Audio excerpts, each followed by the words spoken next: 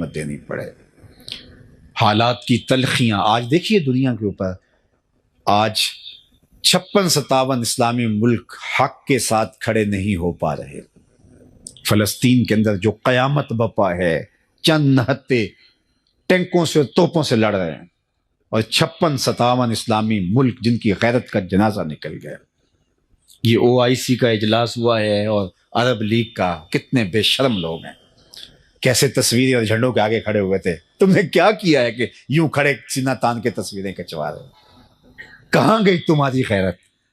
دیبل کے ساحل پہ ناہید نامی ایک لڑکی نے پکارا تھا، اور حجاج بن یوسف کوئی اچھا شخص نہیں مانا جاتا، ظالم شخص تھا۔ حضرت حسن بصری رضی اللہ تعالیٰ عنہ تابعی ہیں، وہ فرمایا کرتے تھے کہ پچھلی امتوں کے لوگ اپنے سارے ظالم لے آئیں اور ایک پلڑے میں ڈال دیں، دوسرے پلڑے میں صرف حجاج بن یوسف کو ہم ڈال دیں تو یہ پلڑا پھر بھی بھاری ہوگا۔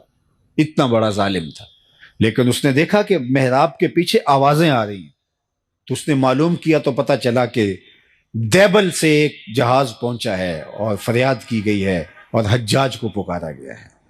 پھر وہ اللہ کے قہر کی بجلی بن کے نازل ہوا۔ یہ ہماری تاریخ ہے۔ آج وہ پکار رہے ہیں، این العرب این انتم یا جنون المسلمین، کہاں ہو مسلمانوں تم؟ نہتے لڑ رہے ہیں، نہتے لڑ رہے ہیں۔ لیکن یہ بات ذہن میں رکھیے گا کہ حق کبھی دبا نہیں کرتا۔ الاسلام یالو ولا یولا علیہ، اسلام ہمیشہ غالب رہے گا۔ اور پھر اس خطے کے بارے میں تو اللہ کے محبوب کے فرامین بہت واضح ہیں۔ دمشق کے دروازوں پر اور بیت المقدس کے آس پاس ایسے لوگ قیامت تک موجود رہیں گے کہ لوگوں کا ان کو تنہا چھوڑ دینا ان کو نقصان نہیں پہنچائے گا، اور فرمایا کہ وہ حق پر کھڑے رہیں گے یہاں تک کہ حضرت امام مہدی اور حضرت عیسیٰ کے عساکر کے ساتھ شامل ہو جائیں گے۔ اور وہ منظر کتنا دل فریب ہوگا جب حضرت عیسیٰ تشریف لائیں گے، اور یہ اس وقت امت 3 حصوں میں بٹ چکی ہوگی، اور یہ بالکل حالات اب ادھر جا رہے ہیں۔ ایک حصہ کٹ چکا ہوگا، شہید ہو چکا ہوگا، ایک فرار کا راستہ اختیار کر چکا ہوگا، بزدلوں کا ٹولہ، اور ایک لڑ رہے ہوں گے۔ حضرت عیسیٰ ان کے پاس آئیں گے، اللہ اکبر، اور انہیں کہیں گے کہ اب بتاؤ کیا کرنا ہے، میں بد دعا کرتا ہوں یہ غرق ہو جائیں گے، یا پھر یہ ہے کہ ان کے خلاف ہم لڑنے کے لیے تیار ہیں۔ تو وہ کہیں گے کہ ہم لڑ کے جہاد کر کے فتح حاصل کرنی ہے۔ حضرت عیسیٰ علیہ السلام کی ہمراہی میں جہاد اسلام ہوگا۔ اللہ اکبر، صحیح بخاری کی روایت ہے، تمام رجال ثقہ ہیں۔ میں اب میری زبان نہ کھل جائے، بڑی کوشش کی گئی کسی طرح سے حضرت امام مہدی کے نزول والی حدیثوں کو ضعیف قرار دیا جائے، آج سے چند سال پہلے محققین بٹھائے گئے کسی ملک میں، لیکن نہیں کر سکے، اور یہ حدیث بخاری میں ہے، اور اس سے ملتی جلتی باقی صحیح حدیث میں بہت ساری حدیث ہیں۔ اللہ کے محبوب علیہ السلام فرماتے ہیں کہ وہ وقت آئے گا کہ پھر جب حضرت عیسیٰ علیہ السلام کے انفاس کی خوشبو سے ہی دجال پگھلنا شروع ہوگا، اور یہ فرار کا راستہ اختیار کرے گا، اور فرمایا مقام میں لد پہ قتل کر دیا جائے گا، بھاگتا ہوا، اللہ اکبر، بھاگتا ہوا مارا جائے گا۔ وہ جو جس پہ ناز ہے، اور وہ کہتے ہیں 1000 سال حکومت اس کے آنے پہ ہم کریں گے، اور ہیکل سلیمانی بنانے کے لیے یہ بیتاب ہیں، اور وہ تخت داؤدی جو رکھا ہوا ہے انگلینڈ کے اندر، وہ یہاں ہیکل سلیمانی میں رکھنے کے لیے بیتاب ہے کہ یہاں آ کے ہمارا مسیحا بیٹھے گا۔ وہ ان کا مسیحا بھاگتا ہوا مارا جائے گا، اور یہاں 6 ماہ کے بچے بھی سینے پہ گولیاں کھا رہے ہیں۔ یہ مسلمان کا جذبہ ہے، یہ ان کی طاقت۔ پھر حضور علیہ السلام نے فرمایا کہ جب مقام لد پہ، اس وقت جو ایک چھوٹا سا دیہات تھا، تو اس وقت لوگ کہتے تھے یہ لد چھوٹا سا دیہات ہے، یہاں کیسے فرار ہوگا، لیکن آج دنیا کو پتہ چل گیا دنیا کا حساس ترین ایئرپورٹ یہی ہے، اور 2 ٹرمینل اس کے بند ہیں جو انتہائی ہنگامی صورتحال کے لیے رکھے گئے ہیں۔ تو اب سمجھ آئی کہ دجال یہاں سے بھاگنا شروع ہوگا، اور یہاں حضرت عیسیٰ کے ہتھے چڑھ جائے گا، خنزیر کو بھی قتل کریں گے اور دجال کو بھی قتل کریں گے، صلیب کے نشان کو بھی توڑیں گے، اور پھر اسلام کو اللہ مسلمانوں کو یوں فتح دے گا کہ حضور نے فرمایا کہ اگر کسی پتھر کے نیچے، بخاری کی روایت ہے، پتھر کے پیچھے، پہاڑ کی اوٹ میں، کسی غار میں، کھو میں، کسی جگہ پہ بھی کوئی یہودی چھپ کے جان بچانا چاہے گا تو وہ پتھر بھی آواز دے گا کہ یہ ظالم میرے پیچھے چھپا ہوا ہے۔ اللہ اکبر۔ پھر شرق سے لے کر غرب تک، شمال سے لے کر جنوب تک کائنات کی کوئی چھت ایسی نہیں ہوگی جہاں میرے نبی کے نام کا جھنڈا نہیں جھول رہا ہوگا۔ اللہ اکبر۔ اللہ اسلام کو غلبہ اور قوت اور طاقت اور توانائی عطا۔ اور میرے اور آپ کے آقا و مولا نے فرمایا والذی نفسی بیدہ لینزلن عیسی ابن مریم ثم لئن قام علی قبری فیقول یا محمد لاجیبنہ۔ فرمایا مجھے قسم ہے اس رب کی جس کے قبضے میں میری جان ہے، عیسی ابن مریم آئیں گے، یہ سارا کام مکمل کرنے کے بعد حضور کی بارگاہ میں حاضر ہوں گے، حضور کے روضہ انور کے پاس۔ جب کام جرنیل مکمل کر لیتا ہے تو پھر سیلوٹ کرتا ہے اپنے باس کو، تو حضور کی خدمت میں جائیں گے۔ لَيَنزَلَنَّ عِيسَىٰ ابْنُ مَرْيَمَ ثُمَّ لَئِن قَامَ عَلَىٰ قَبْرِي، پھر وہ میری قبر پہ میرے روزے پہ آئیں گے۔ فَيَقُولُ يَا مُحَمَّد، اور قبر پہ کھڑے ہو کے مجھے یا محمد کہہ کے آواز دیں گے۔ لَأَجِيبَنَّهُ، فرمایا قسم ہے رب کی میں قبر سے آواز دوں، اس کی آواز کا جواب دوں۔ اللہ اکبر۔ وہ منظر اللہ نے نصیب کرنا ہے۔ دعا کرو اللہ ہماری نسلوں کو امام مہدی کے عساکر میں شامل کرے، حضرت عیسیٰ کے لشکروں میں شامل کرے۔ بلکہ حضور نے فخر سے فرمایا وہ وقت کیسا ہوگا جب عیسیٰ ابن مریم آئیں گے لیکن امام تم سے ہوگا۔ جب آئیں گے تو تازہ غسل کی طرح قطرے ٹپک رہے ہوں گے آپ کے وجود سے، اور اقامت ہو چکی ہوگی، فجر کی نماز کا وقت ہوگا۔ حضرت عیسیٰ علیہ السلام جو ہیں وہ آئیں گے تو حضرت امام مہدی انہیں کو اشارہ دیں گے کہ آپ آئیں نماز پڑھائیں، تو وہ کہیں گے نہیں آپ ہی پڑھائیں۔ تو یہ واقعہ بیان کرنے کے بعد حضور نے فرمایا وہ وقت کیسا شاندار ہوگا جب ابن مریم آئیں گے لیکن امام تم سے ہوگا۔ اللہ اکبر۔ اللہ نے تو اللہ کی بارگاہ میں یہ دعا کرو کہ ہمیشہ حق اور حقانیت کے ساتھ ہمیں کھڑا ہونے کا جذبہ عطا کر دے۔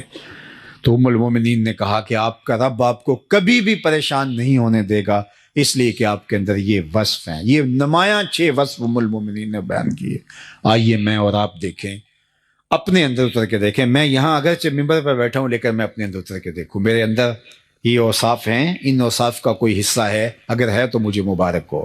آپ بھی یہاں بیٹھے بیٹھے اپنے اندر اتر کے دیکھیں کہ ان 6 اوصاف کو، جو بڑے نمایاں واضح کھلے وصف ہیں میرے حضور علیہ السلام کی سیرت کے، جو حضور سیدہ خدیجۃ الکبریٰ برجستہ بیان کرتی ہیں، یہ اوصاف ہمارے اندر موجود ہیں۔ اگر موجود ہیں تو آپ کو مبارک ہو، اور اگر نہیں تو میں آپ کو ملامت نہیں کرتا، اور میرے میں نہیں ہے تو آپ مجھے ملامت نہ کیجیے۔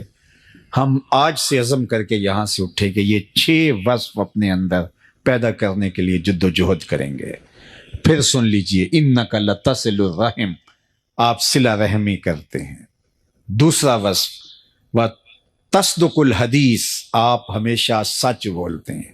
وتحمل الکلہ، جس کا کوئی بوجھ اٹھانے والا نہیں اس کا بوجھ آپ اٹھاتے ہیں۔ وتکسب المعدوم، اور جس کا کوئی کمائی کرنے والا نہیں اس کی ضرورت آپ پوری کرتے ہیں۔ وتقری الضیف، اور اونچے درجے کے مہمان نواز ہیں۔ وتعین علی نوائب الحق، اور حق کے راستے کے اندر جو لوگ کھڑے ہوتے ہیں آپ ان کے ساتھ کھڑے ہوتے ہیں، آپ کا وزن ان کے پلڑے میں ہوتا ہے۔ تو اللہ ہمیں ہمارے نبی علیہ السلام کی سیرت اپنانے کی توفیق دے۔ میرے استاد یہ کہا کرتے تھے کہ یہ نہ ہو کہ لوگ تمہیں پوچھیں تم کون ہوتے ہو اور تم بتاؤ جناب ہم مسلمان ہوتے ہیں، یہ دیکھو مذہب کے خانے میں اسلام لکھا ہے۔ آپ فرمایا کرتے تھے نہ کسی کو پوچھنے کی نوبت آئے، نہ تمہیں بتانے کی ضرورت ہو، تم دور سے چلے آ رہے ہو، لوگ کہیں وہ دیکھو حضور کا غلام آ رہا۔ ہمارا عشق ہمارے نعروں سے جھلکتا ہے، ہمارا عشق ہماری پگڑی اور ہمارے جبے سے سمجھ میں آتا ہے، ہمارا عشق جو ہے وہ ہمارے اور رویوں سے سمجھ میں آتا ہے۔ نہیں، ہم اگر دکان پہ بیٹھے ہیں لوگ کہیں اس سے سودا لو، یہ عاشق رسول ہے، یہ 2 نمبر سودا نہیں دے سکتا، یہ 2 نمبر دوائی نہیں دے سکتا، اس لیے کہ یہ عاشق رسول ہے۔ ہم سے کوئی رشتہ کرنے آئے تو کہا بے دھڑک رشتہ کرو اپنی بیٹی کا، اس لیے کہ یہ عاشق رسول ہے، اور عاشق رسول کبھی بھی تمہاری بیٹی کی تذلیل نہیں کرے گا، اس کی عزت نفس پہ حرف نہیں آنے دے گا۔ میرا عشق میرے رویے سے پتہ چلے، ہمسایوں کے ساتھ سلوک سے میرا عشق پتہ چلے۔ اللہ کے محبوب علیہ السلام نے وضو کیا اور حضور کے پانی کو صحابہ نے زمین پہ نہیں گرنے دیا، اپنے ہاتھوں پہ لیا اور اپنے منہ پہ مل لیا۔ تو آقا کریم نے جب یہ منظر دیکھا، ما یحملکم علی ھذا، صحابہ تمہیں اس بات پر کس نے ابھارا ہے؟ میں نے تو اس کا حکم نہیں دیا۔ انہوں نے کہا حب اللہ و رسولہ، اللہ اور اس کے رسول کے پیار نے ہمیں اس پہ آمادہ کیا ہے۔ اور واقعی یہ پیار کی علامت ہے کہ حضور کے وضو کے پانی کو بھی زمین پہ نہیں گرنے دیتے، بلکہ حضور نے ایک دفعہ پچنے لگوائے اور ایک لگن میں خون جمع ہو گیا، تو حضور نے ایک صحابی کو کہا جاؤ ایسی جگہ بہا آؤ جہاں کسی کے قدم نہ پڑے، اور جا کے ایک پتھر کی اوٹ میں بیٹھ کے نوش جاں کر گئے۔ واپس پلٹے تو فرمایا بہا آئے ہو؟ جی حضور ایسی جگہ جہاں کسی کے قدم نہیں جا سکتے۔ تو مسکرا کے کہا لعلک شربتا، شاید تم نے پی لیا ہے۔ کہا جی حضور۔ تو آقا کریم نے فرمایا یا غلام قد حررتا نفسک من النار، اے بیٹے تو نے اپنے آپ کو آتش دوزخ سے بچا لیا ہے۔ اللہ کے محبوب علیہ السلام کے وضو کے پانی کو زمین پہ نہیں گرنے دیتے۔ حضور نے فرمایا صحابہ تم یہ کیوں کرتے ہو؟ کہا حب اللہ و رسولہ، اللہ اس کے رسول کی محبت۔ تو حضور نے اس کی نفی نہیں کی، لیکن کہیں محبت کا رخ ادھر ہی رہے اور دوسری چیزیں بھول جائیں۔ حضور نبی ہیں، اس لیے فرمایا جو چاہے اللہ اس کے رسول سے محبت کرے، اللہ رسول اس سے محبت کرے، اس کو تین کام بھی کرنے چاہیے۔ ایک، جب بولے سچ بولے، جب اس کے پاس امانت رکھی جائے اس میں خیانت نہ کرے، اور تیسری بات فرمائی اس کی ہمسائیگی میں کوئی آ بسے تو مجاورت کا، ہمسائیگی کا حق ادا کرے۔ تو یہ تین چیزیں کہیں فراموش نہ ہو جائیں تو میں اور آپ محبت کے اظہار کے اور جو سلیقے ہیں ان کو بھی اختیار کریں۔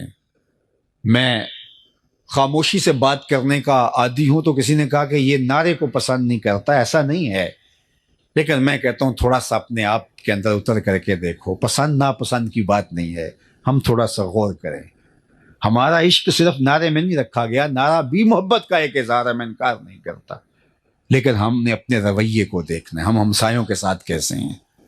ہم دکان پہ بیٹھے اس وقت بھی عاشق رسول ہیں، صرف جلسے میں عاشق رسول ہوتے ہیں، ہم دکان کے اوپر بیٹھے ہم عاشق رسول نہیں ہوتے۔ ہماری نماز مسجد میں ہوتی ہے، اور ہم جب ٹوپی مسجد میں پھینک کے جاتے ہیں تو نماز بھی وہیں پھینک کے جاتے ہیں۔ لیکن اگر ہم اس نماز کو، اس سجدے کو، اس رکوع کو جو مسجد میں ادا کی دکان پہ بھی ساتھ لے آتے، اس کو کاروبار میں بھی ساتھ لے آتے، اس کو رشتہ داری میں بھی ساتھ اس نماز کو لے آتے۔ ہم دعائے قنوت میں کیا پڑھتے ہیں؟ وَنَخْلَعُ وَنَتْرُكُ مَن يَفْجُرُكَ، اللہ جو تیرے حکموں کو توڑے گا، تیری شریعت کا باغی ہوگا، ہمارا اس کے ساتھ کوئی تعلق نہیں ہے۔ لیکن ہم نے صرف قنوت میں پڑھا، عملی زندگی میں یہ نہیں ہوتا۔ تو اللہ نے فرمایا سو خرابی ہے ان نمازیوں کے لیے جو ٹکرے تو مار رہے ہیں لیکن نماز نہیں پڑھ رہے۔ جب نماز پڑھی ہے تو نماز رویوں میں اتر آئے، عاشق رسول ہیں تو عشق رویوں میں اتر آئے۔ یاری لا تو پاک نبی سنگ، اے پر پوری یاری، پھر درود قبول ہے تیرا لکھ نہ لو ایک واری۔ پھر لاکھ، سوا کروڑ مرتبہ نہیں بھی پڑھا تو کوئی فرق نہیں پڑتا، وہ ایک بار بھی کافی ہو جائے گا، لیکن وہ اندر سے پڑھا ہو، تیری زبان بھی بولے، تیری روح بھی بولے، تیرا دل بھی بولے۔ تو آئیے میں اور آپ اپنے عشق کو حقیقی صورت اور شکل میں اپنی روحوں کے اندر اتار لیں تاکہ وہ عشق ہماری زندگی سنوار دے۔ عشق تو زندگی کو کہاں سے کہاں اٹھا کے لے جاتا ہے، وہ اور عشق ہے جو غالب کو نکما کر دیتا ہے۔ غالب نے کہا تھا نا عشق نے غالب نکما کر دیا، ورنہ ہم بھی آدمی تھے کام کے۔ لیکن ایک شاعر احمد ہوا، اس نے غالب کا جواب دیا، عشق نے احمد معلّہ کر دیا، ورنہ ہم تو آدمی تھے نام کے۔ یہ عشق تو سر بلند کر دیتا ہے، یہ تو اونچا کر دیتا ہے۔ تو میں اور آپ اگر دعویٰ عشق رسول رکھتے ہیں تو یہ چھوٹا دعویٰ نہیں ہے، یہ بہت بڑا ہے۔ یہ ہماری زبان سے چھل کے، ہمارے رویوں سے ٹپ کے، ہماری عادات سے اس کا ظہور ہو، ہماری رشتہ داریوں میں اس کی چمک دکھائی دے، ہماری دکان سے پھوٹ کے اس کا نور پھوٹے کہ یہ عاشق رسول ہوتا ہے۔ ایک اچھا حساس شہری بن کے عشق رسول ہمیں زندگی گزارنے کی تلقین کرتا ہے۔ تو فرمایا اگر تم چاہتے ہو کہ اللہ اس کے رسول سے پیار کرو اور اللہ اس کا رسول تم سے پیار کرے، تو تمہارا یہ عمل کہ تم میرے وضو کے پانی کو زمین پہ نہیں گرنے دیتے اپنی جگہ پہ، لیکن یہ تین کام کبھی فراموش نہ کرنا: ہمسائے کے حق کا خیال رکھنا، امانت ہو تو اس کو پورا ادا کرنا، اور جب بھی بولنا تمہاری زبان پر ہمیشہ سچ کے کچھ نہیں ہونا چاہیے۔ اللہ تعالی حضور کا اسوہ نور ہماری زندگیوں میں اتار دے۔ کار ما آخر شد و آخر زما کار نشد مشت خاک ما غبار کوچہ یار نشد و آخر دعوانا ان الحمد للہ رب العالمین.